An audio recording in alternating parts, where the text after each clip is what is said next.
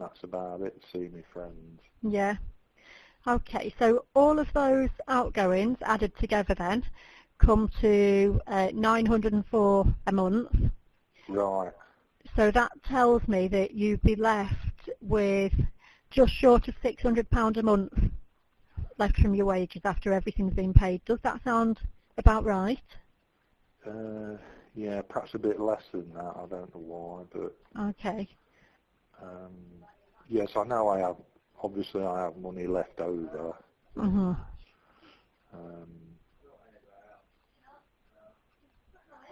Just trying to think.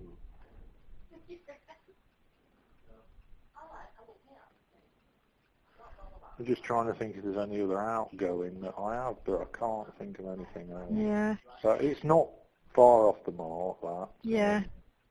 I mean, we can add some costs in there for stuff like Christmases, birthdays, holidays, ad hoc type things. One big one is I travel quite a way to work, so I'm using like £30 of fuel a week. Right, so that's another sort of 120 a month in fuel, isn't it? It is really, yeah. Yeah. Yeah. Okay. So that then brings it to about 475 you'd be left with a month. That's sounding more like That it. sounds more accurate, does it? Yeah. Okay, perfect. So that puts you in quite a good position, so you've got a little bit left there. Is that what sort of built up your emergency money, your savings in your current account? Yeah, yeah, I am like slowly renovating the house, if you know what I mean. Yeah. So obviously I save money up, and then if I need something, like I need a new fuse box now. So that's where, you know, some of the savings goes, but obviously I've not really been on holiday for years, but... Have you not? No. So you sort of spend more on the house and stuff that needs doing? Yes, yeah. Yeah. Okay. Excuse me. There's somebody at the door. Could I just Do you want to go? Yeah, go on. Sorry I'll hang on. I'll go and explain to them. All right.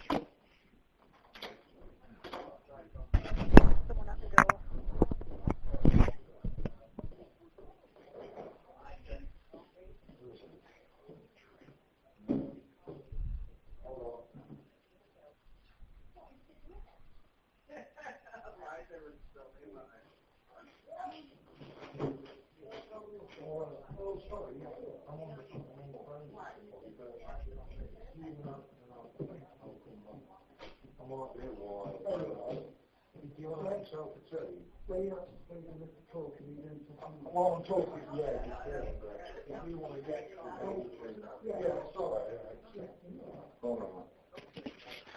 Hello. Hi there. Sorry about it's all right. No problem at all, that's fine. So in terms of what you're left with then a month, so we've come to the figure of approximately 475 a month. Yes. And then that's just been accumulating in your current account for you to do sort of bits of improvements to your home as and when you need to. That's right, yeah. So with regards to your surplus income per month, what you're left with then, if you were to go ahead with the equity release, would you want to have a monthly payment as another outgoing, or would you prefer for the interest payments just to be added on to what you've borrowed and then paid off at the end from the sale of your property? Probably at the end, really. The end. So you'd want it's actually called a roll-up plan. So it means the interest would roll up and add on. Okay. So you think that you'd prefer it to be rolled up?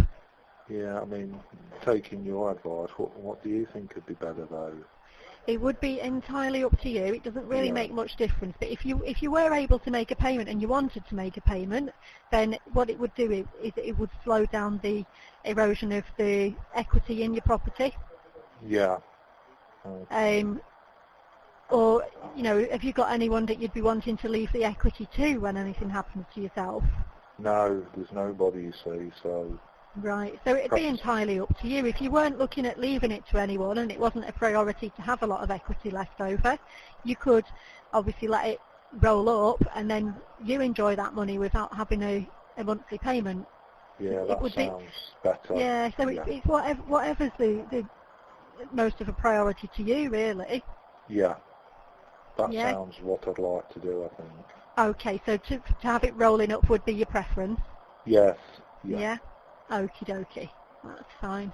Now, in terms of your credit history, have you ever had a county court judgment or a default on a loan or a credit card or anything like that?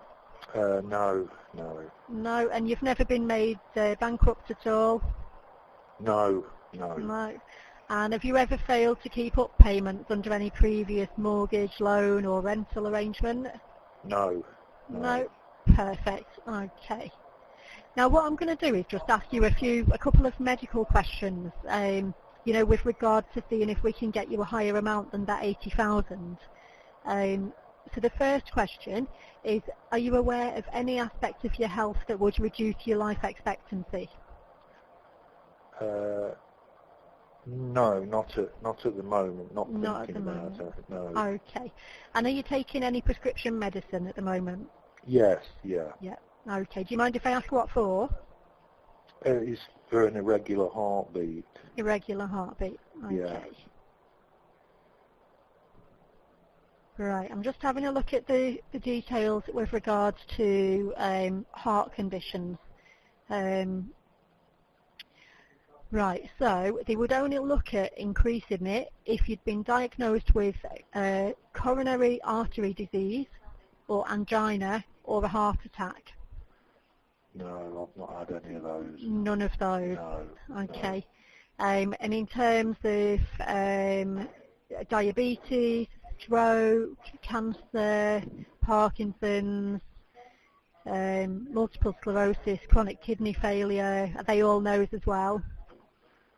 No, I've not had those either. No. Or heart, kidney, liver or lung transplant, No. cirrhosis of the liver, motor neurone disease, No. peripheral vascular disease, hepatitis C, HIV, COPD? No, none of those. No. No. So they're all no. That's fine. So on this occasion you wouldn't sort of apply to the enhanced rate, so it would be around about the 80,000 we'd be looking at. Would that still be okay? Oh yeah. Yeah? I think it would, yeah. Okie dokie. So what I'm going to do now is I'm going to just have a quick chat with you about things that do go hand in hand with taking out equity release and things that may be important for the future. Yeah. Have you got a will in place at the moment? No, I haven't. No. No. Okay. And you mentioned that there's no one you'd want to leave anything to. That's correct, yeah. Right. Okay. So what do you think would happen to your property and your equity and your belongings then when you do pass away? Well, obviously I would make a will, but I don't know.